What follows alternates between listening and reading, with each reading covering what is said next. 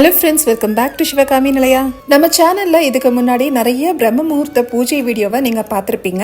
அதே மாதிரி இன்னைக்கும் ஒரு பிரம்ம முகூர்த்த பூஜை வழிபாடு முறையை தான் பார்க்க போறீங்க. ஆனா சிறப்பு வாய்ந்த மார்கழி மாதத்துல செய்யக்கூடிய பிரம்ம முகூர்த்த பூஜை வழிபாட்டு முறையை தான் நான் உங்க கூட இன்னைக்கு ஷேர் பண்ணிக்க போறேன். பொதுவா மார்கழி மாதம்னாலே இறை வழிபாட்டுக்கு ரொம்பவும் உகந்த ஒரு மாதம்னு நம்ம எல்லாருக்குமே தெரிஞ்ச விஷயம். அதுலயும் மார்கழி மாதம் பிரம்ம முகூர்த்த நேரத்துல நாம செய்யும் பூஜை அவ்வளவு ஒரு விசேஷமானது. நமக்கு அந்த வருடம் முழுவதும் ஒரு நல்ல பலனை கொடுத்துட்டே இருக்கும். நமக்கு ஒரு வருட காலம்ங்கிறது தேவர்களுக்கு ஒரு நாள்னு சொல்லப்படுது. அதுல இந்த மார்கழி மாதம்ங்கிறது தேவர்களுக்கு விடியற்காலை பிரம்ம முகூர்த்த நேரம். அதனால இந்த மார்கழி மாதத்துல நாம செய்யக்கூடிய பூஜை வழிபாட்டுக்கு பலன் அதிகம். பொதுவா மார்கழி மாதத்தை பீடை மாதம்னும், இந்த மாதத்துல நாம எந்த ஒரு சுப காரியங்களும் நம்ம வீட்டுல செய்யக்கூடாதுன்னு சொல்லுவாங்க. உண்மையை சொல்ல போனா அது பீடை மாதம் இல்ல, பீடுடைய மாதம்னு சொல்லுவாங்க. அதனுடைய அர்த்தம் பாத்தீங்கன்னா இது ஒரு உயர்வான மாதம். இந்த மாதத்துல நாம மற்ற வேலைகள் எல்லாம் தவிர்த்து முழுக்க முழுக்க இறை வழிபாடு மட்டுமே செய்யணுங்கிறதுக்காக தான் நம்ம வீட்டுல சுப நிகழ்ச்சிகளை நடத்தக்கூடாதுன்னு முன்னோர்கள் சொல்லியிருந்தாங்க. காலப்போக்குல இது ஒரு கெட்ட மாதம்ங்கிற அர்த்தத்துல மருவி இருக்கு. இது ஒரு உயர்வான ஒரு மாதம்ங்கிறதுனாலதான் கிருஷ்ண பகவான் பகவத்கீதையில மாதங்களில் நான் மார்கழியாய் இருப்பேன் அப்படின்னு சொல்லியிருக்காரு. அந்த அளவுக்கு ஒரு தெய்வீகமான ஒரு மாதம் தான் இந்த மார்கழி மாதம். தனுர் மாதம்னு சொல்லப்படும் இந்த மார்கழி மாதம் சிவபெருமானுக்கும் விஷ்ணு பகவானுக்கும் உகந்த ஒரு மாதமா கருதப்படுது. இந்த மாதத்துல நம்ம அதிகாலையிலே எழுந்து, அதாவது பிரம்ம முகூர்த்த நேரத்திலே எழுந்து நம்ம வீட்டு வாசல்ல அழகான கோலங்கள் போடணும். முன்ன காலத்துல எல்லாம் சாணி தொளிச்சு கோலம் போடுவாங்க. ஆனா இப்ப அது எல்லாருக்குமே சாத்தியமா இருக்கிறது இல்ல. அதனால மஞ்சள் தண்ணியை தொளிச்சு கூட நம்ம கோலம் போடலாம். பிரம்ம முகூர்த்த ரகசியத்தை பத்தி சொல்லும் போது அதிகாலையில் எழு பல நன்மைகளை தரும்னு நம்ம சாஸ்திரத்துல சொல்லப்பட்டிருக்கு. நம்ம வாழ்க்கையில நல்லதொரு மாற்றத்தை ஏற்படுத்த, நினைத்த காரியங்களை நிறைவேற்ற லக்ஷ்மி கடாட்சம் நிறைஞ்ச இந்த பிரம்ம முகூர்த்த நேரத்தை நம்ம பயன்படுத்திக்கலாம். அந்த நேரம் எப்பவுமே சுபவேளை தான். இந்த நேரத்துல நாம எழுந்து குளிச்சு இறை வழிபாட்டை செஞ்சு நம்ம வேலையை செய்ய துவங்கணும்னா அந்த நாள் முழுவதும் நமக்கு வெற்றி தான். நம்ம பூஜை அறையில விளக்கேத்துறதுக்கு முன்னாடி நிலைவாசல்ல நாம 2 விளக்கு கட்டாயமா ஏத்தணும். பிரம்ம முகூர்த்த நேரத்துல நம்ம வீட்டுல விளக்கேத்தி வழிபடுவதன் மூலம் சகல சௌபாகியங்களையும் நம்ம பெறலாங்கிறது ஐதீகம். சூரியன் உதிக்கிறதுக்கு முன்னாடி அதிகாலை பொழுத உஷத் காலம்னு சொல்லுவாங்க. அந்த சமயத்துல தேவர்கள், சிவபார்வதி, மகாலட்சுமி போன்ற தெய்வங்கள் வானமண்டலத்துல சஞ்சரிப்பதா ஐதீகம் இருக்கு. இந்த நேரத்துல கண்டிப்பா நம்ம தூங்க கூடாது. தியானம், வழிபாடு இந்த மாதிரியான பயனுள்ள வேலைகளை நம்ம செய்யணும். மார்கழி மாதம் முழுவதும் நம்ம அதிகாலையில எழுந்து இந்த பிரம்ம முகூர்த்த விளக்கு ஏத்தலாம். இந்த நாள்ல நம்ம மொத்தம் 5 விளக்குகள் ஏத்தணும். குறிப்பா இந்த நாள்ல நெய் விளக்கு ஏத்தினா ரொம்பவும் நல்லது.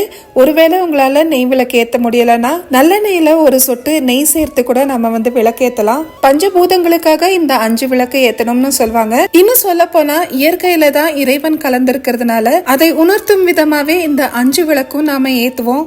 இந்த விளக்க ஆண்கள், பெண்கள்னு எல்லாருமே ஏத்தலாம். அதே மாதிரி பெண்கள் மாதவிடாய் காலத்துல வீட்டுல கணவர், குழந்தைகள் இந்த மாதிரி யார்கிட்டயாவது சொல்லி கூட நீங்க இந்த விளக்க ஏத்தலாம். பிரம்ம முகூர்த்த நேரம்ங்கிறது அதிகாலை 3 மணில இருந்து ஆரம்பிச்சிடும். 5:30 மணி வரைக்கும் நாம இந்த பூஜை வழிபாடுகளை செய்யலாம். சரியா சொல்ல போனா 4:30 மணில இருந்து 5:30 மணிக்குள்ள நாம இந்த பூஜையை செய்யணும். இந்த ஒரு மாதத்துல நீங்க பிரம்ம முகூர்த்த நேரத்துல எழுந்து இந்த வழிபாடு முறைகளை செஞ்சு பாருங்க. அடுத்த வருடத்துக்குள்ள நீங்க இந்த பூஜைக்கான பலனை அடைஞ்சிருப்பீங்க. இந்த மார்கழி மாதம் முழுவதுமா நீங்க இந்த பிரம்ம முகூர்த்த பூஜை செய்ய முடியலனாலும் ஒரு 5 நாள், 9 நாள் இல்லனா 21 நாள் கணக்குக்காவது நீங்க செய்யுங்க. இது முடியாதவங்களுக்காக நான் சொல்லிட்டு இருக்கேன். ஏன்னா எல்லாருமே இந்த மாதத்துல அதிகாலையில எழுந்து விளக்கேத்துறதுனால கிடைக்கக்கூடிய பயனை அடையணுங்கிறதுக்காக தான் நான் இதை சொல்றேன்.